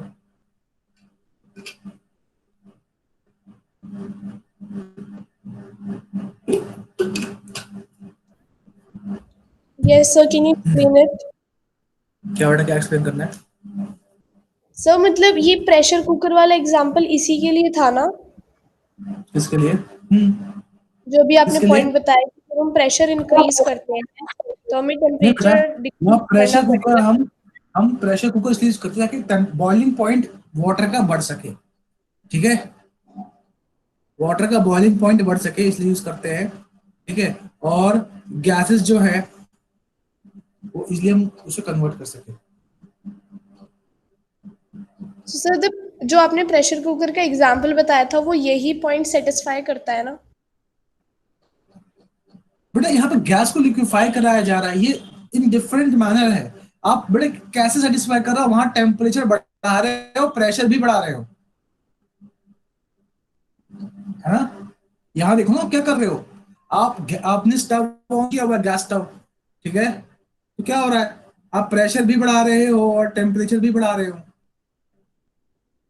नहीं बढ़ा रहे हो? सुन पा रहे हो? Hello hello, mic check 1 2 3। बेटा सो गए क्या? आप पूछ रहा हूँ आपसे, समझ में आया मैंने क्या बोला? कौन पूछ रहा है? कौन बात कर रहा है? बेटा आपको आंसर करना है, मतलब मैं आपसे क्वेश्चन पूछ रहा हूँ, don't waste time like this. अगर आप क्लियर नहीं हो तो बताओ, मैं दोबारा से। आपने क्या बेटा मैंने बोला कि जब घर पे आप वो करते हो ना, कुकर को गैस चलाते हो, तो क्या आप वहां पर टेम्परेचर कम कर रहे हो? इतना बताओ। सर पर ठंडा तो करना पड़ता है ना, तो फट जाएगा। प्रेशर बहुत ज्यादा बढ़ जाता है, तब हम प्रेशर रिलीज करते हैं। बर्फ थोड़ा लगाते हैं कुकर पे। जिस बच्चे को मेरा नंबर चाहिए मैंने चैट बॉक्स में डाल दिया है, my number is there in the chat box. तो बेटा एक चीज बताओ मुझे, जब आप गैस स्टोव पर खाना बनाते हो तो क्या वहां पे आप टेम्परेचर कम करते हो? नहीं, आप टेम्परेचर बढ़ाते हो ताकि प्रेशर बढ़े। जब प्रेशर हद से ज्यादा होता है, इतना कि ब्लास्ट हो सकता है, तो कुकर जो है वो सीटी के माध्यम से, सीटी के through excess of pressure release कर देता है। यही तो होता है, यस यही तो सर। होता है बेटा, भूल गई? यही तो बेटा, यही तो साइंस है। आपको ऑब्जर्व करना है, चीजों को कंपेयर करना है। मैं आपको डांट नहीं रहा हूं, मैं आपको समझा रहा हूं। मैं आपको समझा रहा हूँ कि देखो यहाँ पॉइंट क्या है, गैस को लिक्विफाई करना है, प्रेशर को बढ़ा रहे हैं और टेम्परेचर को घटा रहे हैं। एक एक्सटर्नल पिस्टन से हम प्रेशर बढ़ा रहे हैं, नीचे उसको कोल्ड कंटेनर में रख के टेम्परेचर को घटा रहे हैं। लेकिन प्रेशर कुकर में टेम्परेचर भी बढ़ा रहे हैं और प्रेशर भी बढ़ा रहे हैं। समझ में आई बात? Yes sir. सत्यम गोयल बेटा, सत्यम गोयल बेटा, आपको सारी डीपी कार्ड्स केल्विन ऐप पे मिलेगी। I can not give you like this. तो आपको सारी डीपी वही है बेटा, अपलोडेड है सारी डीपी टेस्ट के फॉर्म में। आपको अटेम्प्ट करने हो सारे टेस्ट, अपना परफॉर्मेंस भी चेक करना है। You will get your results, how you are performing in this DPPs by after taking your classes. तो आप वहां पे जाके देखें इन डीपीज को, you will get your DPPs. समझ में आया बेटा? कौन पूछा ये प्रेशर कुकर में? कौन कंफ्यूज है? क्या नाम बेटा? मोक्षिका। अभी ये समझ में आया बेटा? अभी भी नहीं आया? नहीं। क्या बेटा, क्या नहीं आया? वो where you are finding issue? How you thinking on this? How you thinking on this? Sir फिर ये वाली सिचुएशन कौन से एग्जांपल में सेटिस्फाई करेगी? यहाँ पे जब हमें गैस को लिक्विफाई करना है, you suppose you have nitrogen gas, you want to liquefy nitrogen gas, you have to compress that gas, and due to compression, you know, the temperature will increase due to collision between the particles, and that will increase its temperature. And you know that if temperature will increase, it will not liquefy. So simultaneously, you have to take care that you will be cooling the system by putting it in a cold container. That's a different जो आपने case. Second वाले में समझाया था। Yes, मैं उसकी बात कर रहा हूँ, यहाँ पे वो बात हो रही है। लेकिन प्रेशर कुकर में क्या होता है? प्रेशर कुकर में जो है सब, ये आपको प्रेशर कुकर है, ठीक है?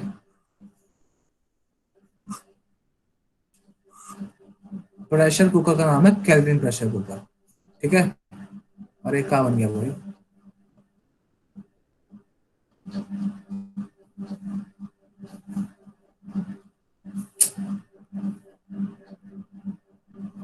ये सीटी होती है बेटा यहाँ पे, ठीक है?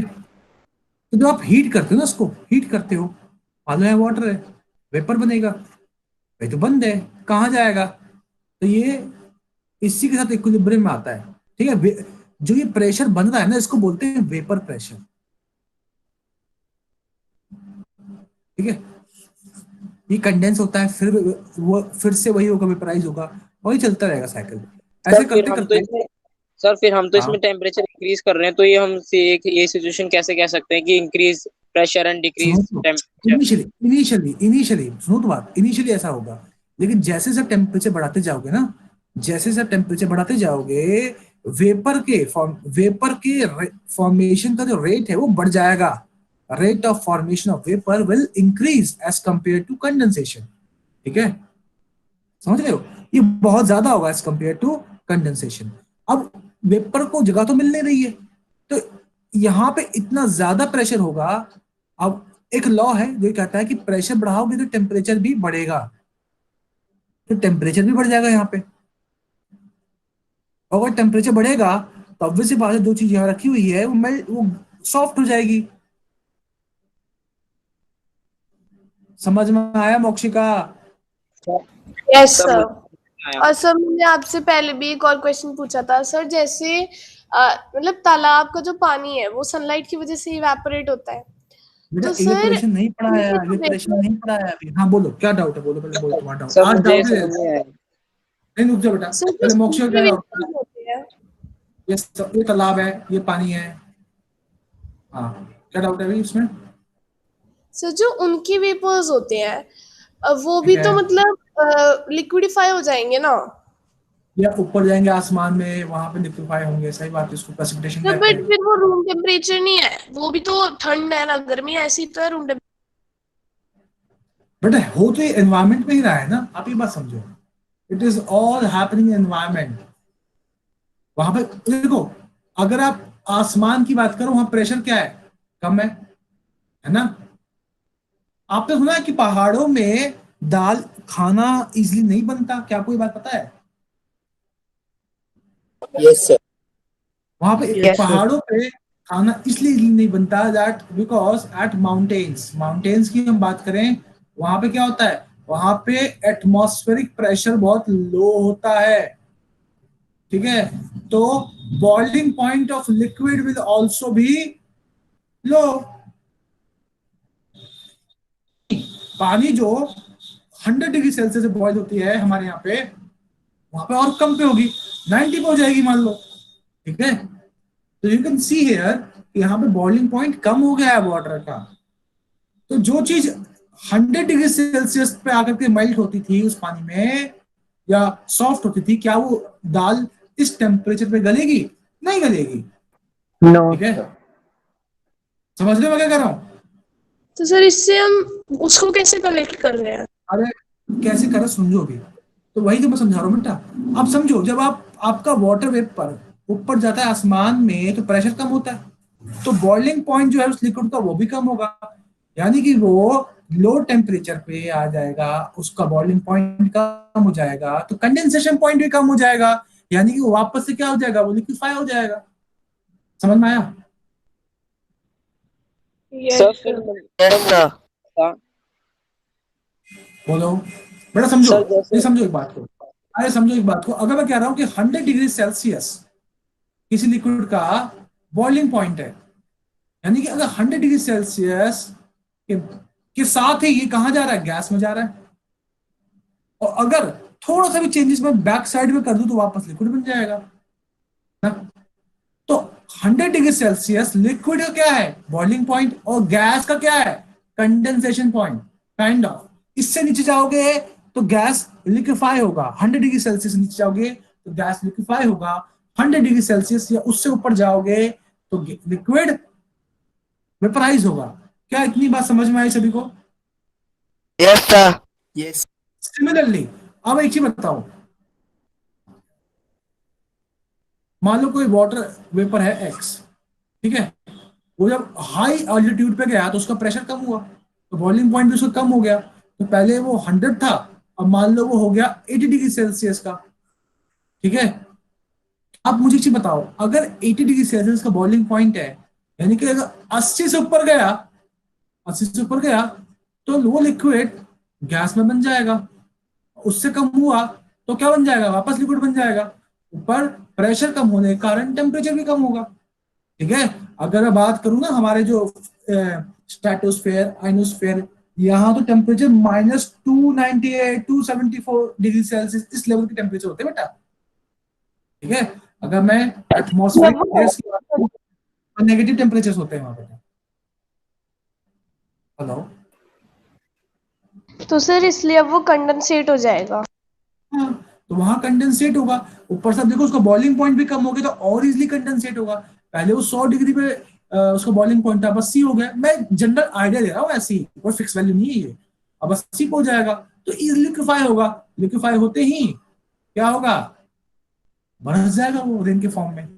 आसमान से ओले देखे आप सभी ने, ओले भी गिरते हैं। वो ओले क्यों करते हैं, क्योंकि वहां टेम्परेचर नेगेटिव में भी है।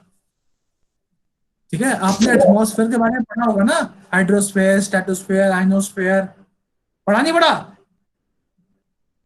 Yes Yes, sir, sir. पढ़ा है। Yes, sir. वहां के Yes, टेम्परेचर sir. रेंज को भी देखने की कोशिश करना। आप वहां के टेम्परेचर रेंज को देखोगे ना, तो आपको मालूम पड़ेगा कि वहां पे किस तरह का तापमान है।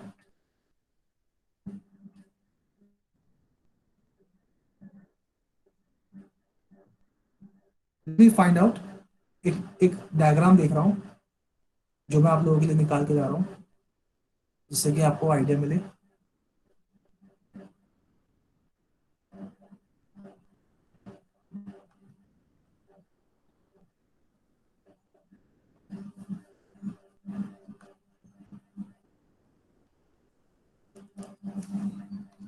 चलिए अब बेटा मैंने ये आपके सारे वो निकाले हैं एटमॉस्फेयर के लेयर्स। अब देखते हैं ये क्या है, ये एल्टीट्यूड है, जैसे हम ये हमारी धरती की सतह है और ये हम ऊपर जा रहे हैं।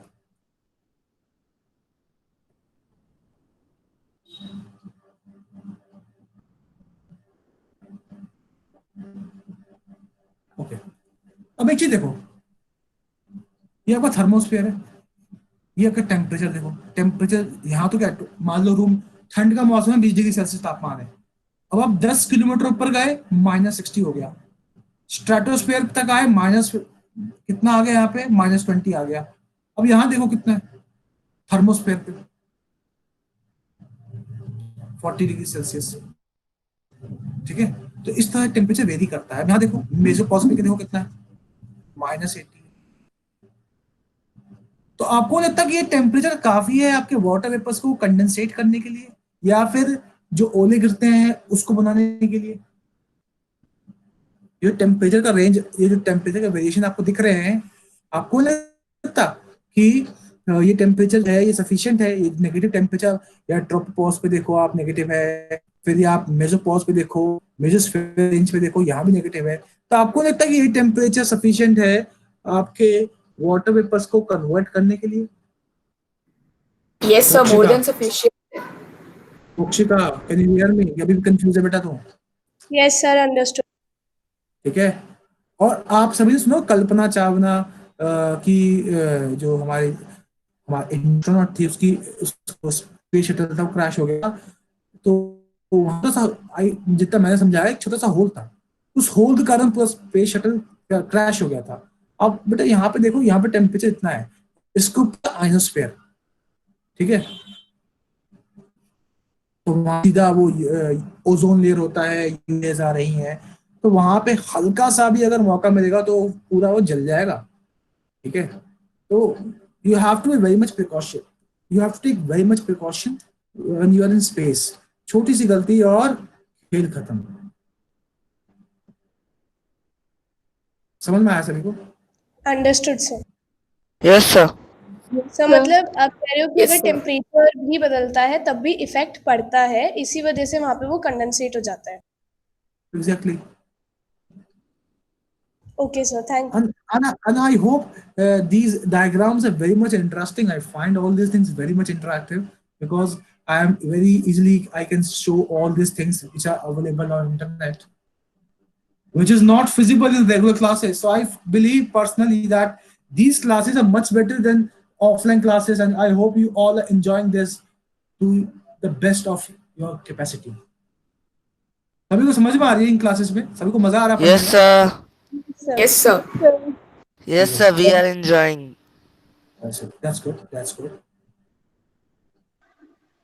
और बेटा आज के हमने आज हमने सिर्फ असाइनमेंट डिस्कस किया है, क्योंकि मेरे को लगता है कि ये भी काम बहुत जरूरी है कि हम सारे क्वेश्चन डिस्कस करें। हाँ, क्या बोल रहे हो? सर आपने बताया कि अगर हम प्रेशर इंक्रीज करेंगे तो टेम्परेचर डिक्रीज होगा, तो ये सर कुकर की नहीं होता? मैंने कहा बोला ऐसे आरोप मत लगाओ, मैंने कहा बोला ये बात कि प्रेशर बढ़ाओ टेम्परेचर घटेगा, बोला मैंने ऐसा बोला है? हाँ है ना, जवाब दो। Nation wants to know, have I spoken this statement? बेटा आपको एक लॉ सिखा देता हूं, इस लॉ का नाम है गे-लुसाक्स लॉ।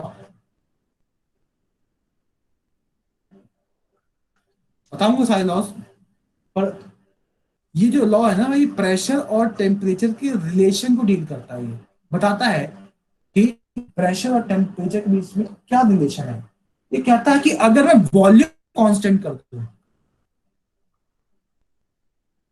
अगर मैं वॉल्यूम को कांस्टेंट कर दूं, ठीक है, तो pressure of a fixed amount of a gas is directly proportional to temperature. यानी कि प्रेशर बढ़ाओगे तो टेम्परेचर भी बढ़ेगा, प्रेशर घटाओगे तो टेम्परेचर भी घटेगा। यहां तक किसी को डाउट है? No sir.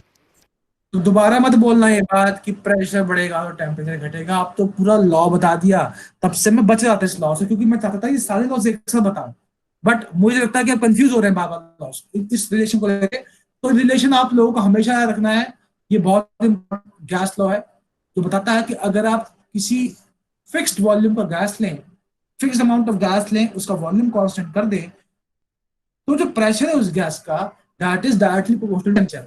तो प्रेशर बढ़ेगा तो टेम्परेचर भी बढ़ेगा, प्रेशर घटेगा तो टेम्परेचर भी घटेगा। यहां तक किसी को डाउट है? No sir. No sir. तो सर नो सर। आज की क्लास एक सेकंड रुको बेटा, let me check your chat. चले, that's very nice, you all enjoying these classes.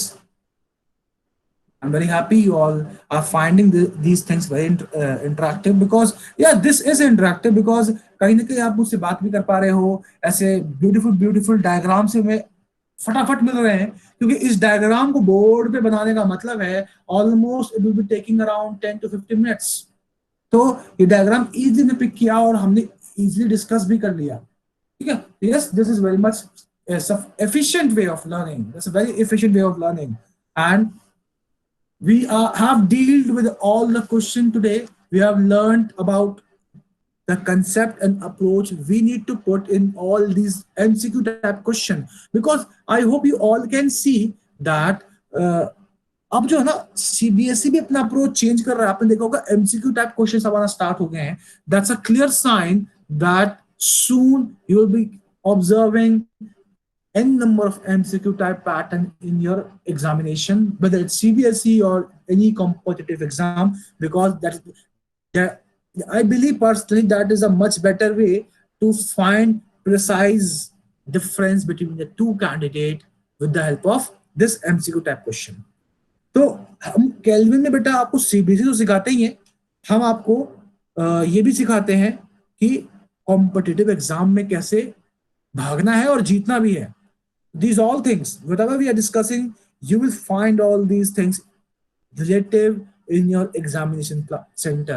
You will feel this कि हाँ सर ने सारी चीज सिखाई थी, वही आया है, because last year का NTSC और JSTC paper was 100% from my note. You can trust me, मैं जो कह रहा हूँ, जो मैं पढ़ा रहा हूँ बेटा, जितनी केमिस्ट्री मैं पढ़ा रहा हूँ ये पढ़ के जाओ, आपका JSTC केमिस्ट्री सेक्शन में एक भी क्वेश्चन नहीं छूटेगा, ये मेरा एश्योरेंस है, ठीक है। प्रोवाइडेड क्या पढ़ के जाओ, ठीक है। Do we need to make these diagrams in our copy? Yes, you have to make all everything. You have to note down everything. आप ऐसा देखो बड़ा लर्निंग फेज है। लर्निंग फेज का मतलब है कि आपको सब कुछ नोट करना है, सब कुछ लर्न करना है, सब कुछ प्रॉपरली मैनेज करना है अपनी कॉपी में, ठीक है। Okay, sir. I am very happy you all enjoying this classes. तो सर मिलते हैं। तो मिलेंगे सर, ये DPP के क्वेश्चन है। हाँ बेटा, ये सारे DPP से क्वेश्चन तो हमने डिस्कस किए, जो आप लोगों ने सॉल्व नहीं किए, बहुत सारे बच्चों ने, जो आप सभी को आप ये सभी के लिए अपलोड भी हो गए थे, अपलोड हुए है ना?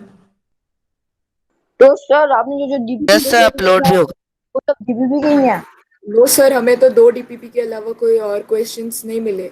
ये वाले क्वेश्चन दो और बात नहीं, सुनिए, अगर नहीं मिले ना तो ये सारे क्वेश्चंस आपको अब मिल जाएंगे, ठीक है। Don't worry. Okay sir. ये अगर कोई एरर आ गया होगा अपलोडिंग का तो मैं दोबारा चेक करवा देता हूँ, आपको कल शाम तक ये सारे DPPs दिख जाएंगे आपके ऐप पे। आप दोबारा वहां अटेम्प्ट करना। आप ये मत सोचना सर ने डिस्कस कर लिया था तो आंसर पता है।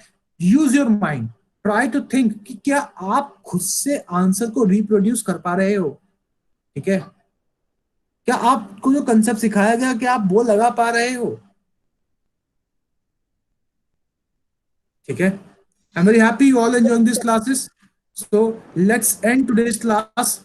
किसी को कोई डाउट हो, यू हैव माय नंबर, ठीक है, you can ask your doubt from me. Good evening, sir. Bye. Good evening, sir. Good evening sir. Sir sir good evening. बोलो बोलो बेटा। हाँ अपना नंबर एक और बार दे दीजिए। मैं जिसका नंबर नहीं है